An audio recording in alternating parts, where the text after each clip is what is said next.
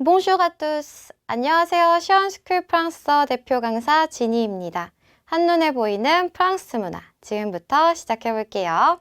오늘은 9번째 시간입니다. chapitre 9. 배울 내용은요. 프랑스 와인에 대해서 한번 배워볼게요. 자, 프랑스 하면 와인 빼놓고 말을 할 수가 없죠. 자, 프랑스 와인을 얼마나 사랑하는지 대충 한번 살펴보겠습니다. 자, 먼저 프랑스는 최고의 와인 생산량을 자랑하고 있습니다. 그리고요, 1인당 연간 61리터 가까이 소비를 한다고 해요. 생각해보면 정말 많은 와인을 마시고 있다는 걸 볼 수가 있겠죠. 그 다음 이렇게 와인이 잘 발달될 수밖에 없는 게 프랑스는 와인용 포도를 재배하기에 적합한 기후, 지형, 토양을 갖고 있다고 합니다. 그렇기 때문에 프랑스는 와인 이렇게 딱 연결시켜서 볼 수밖에 없겠죠. 자, 그러면은 와인 종류가 정말 많은데 그 와인들을 이렇게 딱 분류해서 나누거든요. 와인 등급에 대해서 간단하게만 살펴볼게요. 자, 먼저 가장 좋은 와인이다 라고 한다면은 이렇게 AOC라고 써져 있을 거예요. AOC 등급으로 분류가 됩니다. 자, 프랑스어 발음으로는 AOC라고 해요. 자, 이거는 원산지 통제 명칭 제도라고 보시면 되는데 그냥 어떻게 생각하시면 되냐? 나라에서 뭔가 인정한 포도 품종으로 만든 지역 와인이다 라고 보시면 되겠습니다. Appellation d'origine contrôlée 라고 해요. 그 다음 그 바로 밑에 등급은요. AOC 등급에 들어가지 못한 애들이에요. 우수 품질 제한 와인이라고 합니다. Vin de limité de qualité supérieure 라고 해서 AOC 등급 바로 밑입니다. 그 다음 그 밑에 단계는요. Vin de Pays라고 해서 지역 등급 와인이에요. 그리고 그 다음 와인은요. Vin de Table 테이블 와인이라고 보시면 됩니다. 즉 위에서부터 점점 좋은 와인이고 밑으로 내려갈수록 좀 질은 떨어진다고 보시면 돼요. 근데 그렇다고 해서 이 밑에 테이블 와인이 맛이 없고 이 AOC 등급 받은 와인이 맛있고 이런 것은 아니니까요. 그냥 내가 원하는 내 입맛에 맞는 와인 잘 찾아서 드시면 되겠죠. 자, 그런데 2012년이 되면서 이렇게 네 가지로 나눴던 프랑스 와인 등급이 살짝 바뀌게 됐어요. 지금은 2012년부터는 요 세 가지 등급으로 나누고 있습니다. AOP, AOP 등급은요. 원산지 보호 명칭 제도 이렇게 이름이 살짝 바뀌었는데 자, 이거는 왜 그렇게 바뀌게 됐냐면은 전에 원래 AOC 같은 경우는 우리가 프랑스 내에서만 인정했던 거라면 AOP는 유럽 전역, EU 전역에서 인정하는 등급이라고 보시면 됩니다. 그리고 두 번째 등급은요. 이 AOP 등급 바로 밑이겠죠. IGP 등급인데요. 지리적 표시 보호제입니다. 그 다음 밑에 등급은요. Vin de France라고 하는 등급이에요. 좀 더 등급이 3개로 적어지게 되었죠. 자, 그럼 기존의 등급들이 어떻게 나뉘게 됐냐라고 보실 텐데 AOC 등급이었던 것들은 당연히 전부 다 AOP 등급으로 바뀌게 됐어요. 그리고 중간 두 번째 있던 이 등급은 아예 사라지게 되면서 이 중에 일부는 9배 등급으로 가고요. 일부는 20배 이렇게 나뉘게 됐습니다.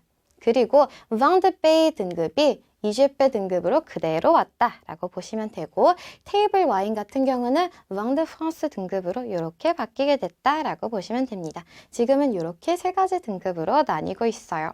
자, 이 등급은 우리가 와인을 뭐 되게 전문적으로 배우는 게 아니기 때문에 공부하려면 굉장히 골치 썼겠죠. 그냥 이제 내가 누군가한테 좋은 와인을 선물하고 싶은데 어떤 와인을 사야 하지라고 한다면은 지금은 AOP 등급이 붙어 있고 예전 와인이라면 AOC 등급이 붙어 있겠죠. 이 등급이 붙어 있는 거 확인하고 라벨 보시고서 사시면은 좋은 와인 선물할 수 있다라고 보시면 되겠습니다. 자, 그 다음으로는 와인 종류에 대해서 살펴볼게요. 자, 사진 보시면 아시겠지만 와인이라고 하면 보통 우리가 뭐 레드 와인, 화이트 와인 이렇게 구분을 하는데 한 가지가 더 있습니다. 먼저 첫 번째 보니까 레드 와인이죠. 레드 와인은 프랑스어로 vin rouge라고 합니다. rouge라는 게 빨간색이란 뜻이에요. 그리고 우리가 잘 알고 있는 화이트 와인은요. vin blanc, blanc이라고 하는 게 화이트, 흰색이라는 뜻입니다. 그리고 또 추가적으로 뭔가 이 두 가지를 섞어 놓은 듯한 이 핑크빛의 와인은요. 로제 와인이라고 하죠. vin rosé라고 합니다. rosé라고 하면 핑크빛의라고 보시면 돼요. 자, 이렇게 세 가지만 있다라고 생각하실 텐데 한 가지를 더 추가할 수가 있어요. 바로 vin gris라고 하는 겁니다. 자, 이 gris라는 단어 봤더니 회색으로 써 있는 거 보니까 뭔가 회색의 와인인가? 라고 생각하실 거예요.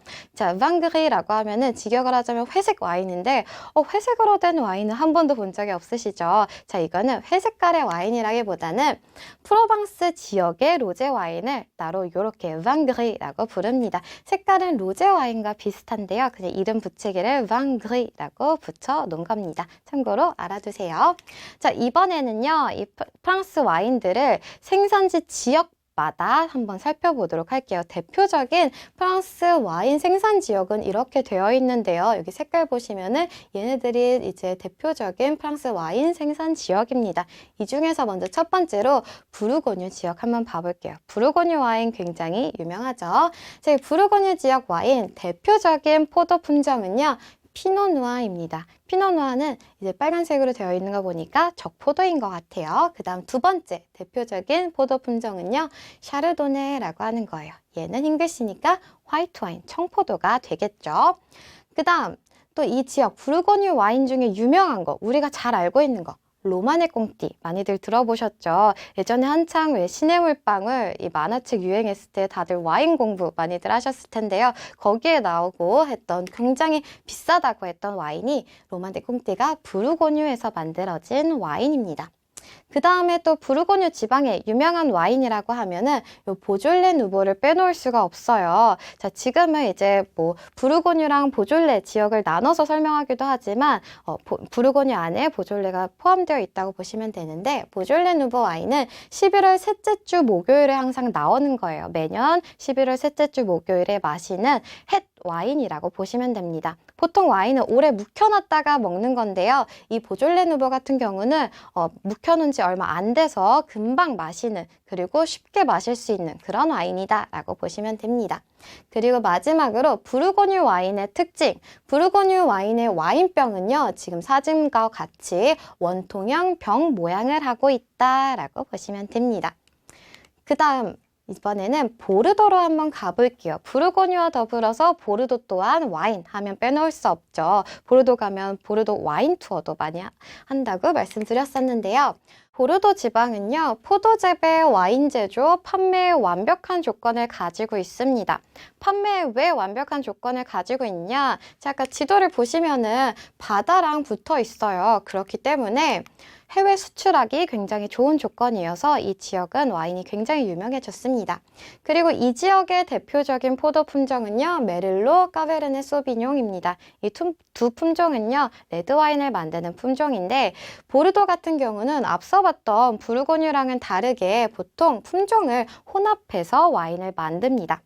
그리고 보르도의 이제 대표적인 와인 생산 지역은요, 메독과 생떼밀리옹 등이 있습니다. 이 생떼밀리옹 같은 경우는 제가 예전에 지역 소개할 때 보르도 와인 투어 갈 수 있는 좋은 지역이라고 추천해 드렸어요. 그리고 이 지역의 와인은요, 볼록 튀어나온 어깨의 병 모양을 가지고 있습니다. 사진 보니까 아까 봤던 부르고뉴 지역이랑은 모양이 좀 다르죠. 자, 그 다음으로는 샹파뉴 지역입니다. 샹파뉴 지역은 여기에 위치해 있는데요. 샹파뉴, 당연히 발포성 와인이 제일 대표적이겠죠. 자, 발포성 와인은요, 화이트 와인만 있는 게 아니라 화이트도 있고 로제도 있습니다. 그리고 여기에 대표적인 포도 품종은 피노누아와 샤르도네입니다. 그리고요, 또 대표적인 와인 회사가 있는데요. 모에에 샹동이라고 하는 와인 회사가 굉장히 유명해요. 이 지역에. 우리가 잘 알고 있는 비싼 샴페인이죠. 돈페리뇽이라고 하는 걸로 알고 있는데요. 이게 바로 이 샹파뉴 지역에서 만드는 와인이다 라고 보시면 되겠습니다. 그 다음으로는 루아르 지역이에요. 보니까 굉장히 넓은 지역이죠. 자, 한 군데 이렇게만 모여 있는 게 아니라 굉장히 넓게 뻗어진 지역이라고 보시면 됩니다. 자, 이 지역은요, 보통 화이트 와인을 많이 생산해요. 화이트 와인이 차지하는 비중이 75%나 됩니다. 그리고 아까 봤다시피 이렇게 옆으로 길게 뻗어 있기 때문에 그만큼 지형과 기후 조건이 다양하겠죠. 그렇기 때문에 다양한 포도 품종과 다양한 와인 스타일을 가지고 있다고 보시면 돼요. 그리고 이 지역의 대표적인 이제 와인 생산지인데요. 뮤스카데 같은 경우는 보통 화이트 와인을 많이 생산하고요. 그 다음에 앙주 지역에서는 로제 와인이 대표적입니다. 자, 그 다음 지역은요, 론으로 한번 가볼게요. 혼을 가게 되면 여기도 대표적인 프랑스 와인 생산지입니다. 자, 그런데 여기서는 약간 북부, 남부가 나뉘어요. 지도를 다시 한번 가자면 이렇게 길게 뻗어 있죠. 그래서 북부, 남부로 많이 나뉘는데 북부 같은 경우 북부 쪽의 대표적인 포도 품종은 시라입니다. 여기서는 거의 시라 품종을 이용해서만 와인을 만든다고 보시면 되는데 남부 같은 경우는 그르나슈 가 대표적인 포도 품종이고 여기는 좀 혼합을 해서 그르나슈, 시라 등등 여러 품종들을 혼합해서 와인을 만듭니다. 그러니까 맛도 조금씩 다르겠죠. 와인 스타일이 좀 다르겠죠. 그리고 남부 쪽에 이제 대표적인 와인 생산지를 보면요. 꼬뜨디혼 유명합니다. 많이들 들어보셨을 거예요. 레드 와인 살 때 꼬뜨디혼 써 있으면은 이거 좀 믿고 사도 되겠네 라고 생각하실 겁니다. 그 다음 또 두 번째는요. 그리고 꼬뜨디혼 같은 경우는 굉장히 질 좋은 와인이지만 가성비가 좋다고 보시면 돼요. 그래서 착한 와인이다 라고 보시면 됩니다. 그리고 여기 지역에 또 유명한 거는요. 셔또 느프디파프 지역의 와인도 굉장히 유명합니다. 대표적이에요. 자, 그 다음은 알자스 지역으로 마지막으로 한번 볼게요. 알자스는요. 이쪽 동부 쪽에 있는 지역입니다. 자, 이 지역은요. 질 좋은 화이트 와인을 만드는 곳입니다. 그리고요, 이쪽의 포도 품종은요, 자, 보니까 대부분 화이트 와인을 만들어서 화이트 와인 품종들이에요. 리즐링, 겔베르츠 트라미너, 그 다음에 피노블랑이 가장 대표적입니다. 자, 우리 전에 지역 봤을 때 알자스 지역에 유명했던 거 리즐링 와인 있었죠? 여기서 다시 한번 확인할 수가 있겠네요. 자, 이 지역 같은 경우는 병 모양을 보니까 앞서 봤던 와인들이랑 병 모양이 좀 달라요. 이렇게 목이 가늘고 긴 병 모양이 특징적입니다. 자, 이 외에도 와인 외에도 프랑스에는 술들이 있어요. 자, 이렇게 대표적인 술들이 있는데 와인 외에 다른 주류들도 같이 한번 살펴볼게요. 첫 번째로는 시드르라고 하는 애입니다. 자, 이 시드르 같은 경우는 우리 전에 살펴봤었어요. 바로 사과즙을 원료로 한 발효주였습니다. 그리고 시드르보다 좀 더 센 거. 켈바도스라고 하는 게 있는데요. 켈바도스는 사과 브랜디라고 제가 말씀드렸었어요. 그리고 하나 더 추가를 하자면 꼬냑이라고 하는 것도 프랑스의 대표적인 술입니다. 이 꼬냑은요, 코냑 지방의 포도주 브랜디를 뜻하는 말입니다. 원래 코냑 지방에서만 생산되는 것을 뜻했는데요. 요새는 그냥 브랜디라고 하면은 그냥 꼬냑이라는 이름을 붙여서 많이 얘기를 하더라고요. 자, 지금까지 이제 프랑스 와인과 그 외의 주류들 간단하게 살펴봤는데요. 단어도 몇 가지 한번 같이 배워볼게요. 자, 아까 와인 병 모양이 지역마다 조금씩 달랐어요. 와인 병이라고 할 때 병이라는 단어입니다. 프랑스어로 무테이유, 무테이유. 다음 두 번째, 코르크 막의 뽀비입니다. 자, 우리 와인 딸 때 이 코르크 따는 거 있죠? 그거 프랑스어로 뭐라고 얘기하냐? 티르부숑. 티르부숑. 그다음 세 번째, 와인 빛깔. 자, 같은 레드 와인이더라도 색깔이 옅고 짙고 이 정도가 다 다르겠죠. 굉장히 세세하게 나뉘는데 이런 와인 빛깔을 뜻하는 단어가 있어요. 와인 빛깔은요, robe du vin. robe du vin. 그다음 마지막, 와인을 마실 수 있는 잔. 요 잔은요, verre.